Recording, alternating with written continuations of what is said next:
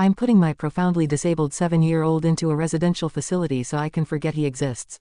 I'm not sorry. I can't tell anyone this, not even my therapist. Go ahead and judge me if you want, maybe I deserve it. All I ask is for you to consider what you would do in my situation. Not what you think people should do, what you would actually do. I'm a single mom of 2 boys, ages 12 and 7. My husband passed away 3 years ago in a work accident. A large part of me believes it was a suicide. I can't imagine him ever making the mistake that caused his death, especially since he took an action just before the incident to ensure his coworkers weren't in harm's way. I'm convinced he ended his life because of our younger son, and nothing will ever change my mind. When I was pregnant, we were told our baby would have Down syndrome. We thought we could handle that, even if it was severe. But it turned out he has a chromosome deletion. His condition is rare, so I won't specify it, but suffice it to say he will never be anything more than what he is now, or has ever been. And what he is nothing. He doesn't appear to have any awareness and never has. His eyes are locked in one position, he doesn't respond to noise, touch, or pain. He is completely dependent on care. He is tube-fed, on oxygen, and in diapers, forever. He makes no sounds, no attempts to communicate, and never even really cried as a baby. He has never tried to interact with anyone or anything in his environment. I'm not upset because I got a special needs child. I feel the way I do because this thing takes up 200% of my time and gives nothing in return. I didn't get an imperfect child. I didn't get a child at all. I don't love him. He doesn't have a personality. There is nothing to love. And yet, I'm responsible for him. In addition to his profound delays, he's also medically fragile, respiratory crises, fecal impactions, his autonomic nervous system doesn't work properly, G-tube issues, infections, and pressure sores despite our best efforts to position him properly. My older son has suffered because his non-existent brother dominates our lives. His medical care has been delayed because there's only one of me, and his brother is always more critical. We have a visiting home nurse, but only for 20 hours a week, and we aren't eligible for more. I was starting law school. I gave up my dreams and plans for my children for this potato. My older son can't do many things he wants, sports, having friends over, because of his brother's needs and appointments.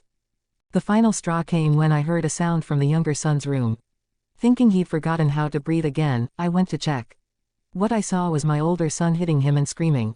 "You're why I don't have a mother. You're why I don't have a father. You're why I can't have friends over. You're why I can't be in sports. I didn't ask for you, and I hope you die."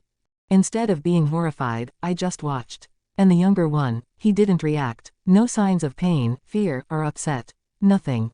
He breathes, but he isn't alive. He doesn't know who I am. He doesn't know who his brother is.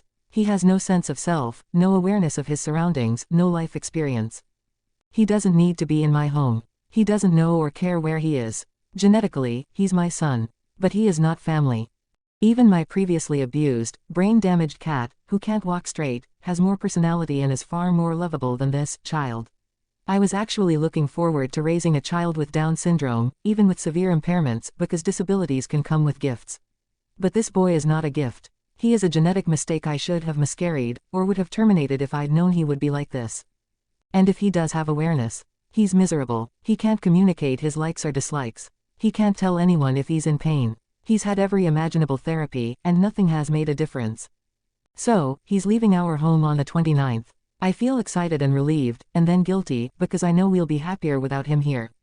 He already took my husband and my older son's father. My husband was working so much overtime to pay for experimental therapies that insurance wouldn't cover, believing that this one would be the breakthrough. He was tired, defeated, and disappointed. He sought counseling, but I don't think he could ever say the words, "I don't want my son in my home." My older son is my priority now. This malignant lump can be someone else's responsibility. At least they'll get paid to care for him. At least they'll get to clock out and take a break. I just want to never think about him again. And I'm not sorry. For that, I'm sorry. Edit. Thanks, you Piconiques, for calling me a liar. Are you a medical doctor? If your Google foo was any good, you'd have stumbled upon 3P mosaic deletion duplication syndrome. That is the disorder my son has. I've essentially identified myself by posting that, but hey, it's better than the PMs telling me to kill myself. If you look at the features of 3P deletion syndromes, they look like Down syndrome.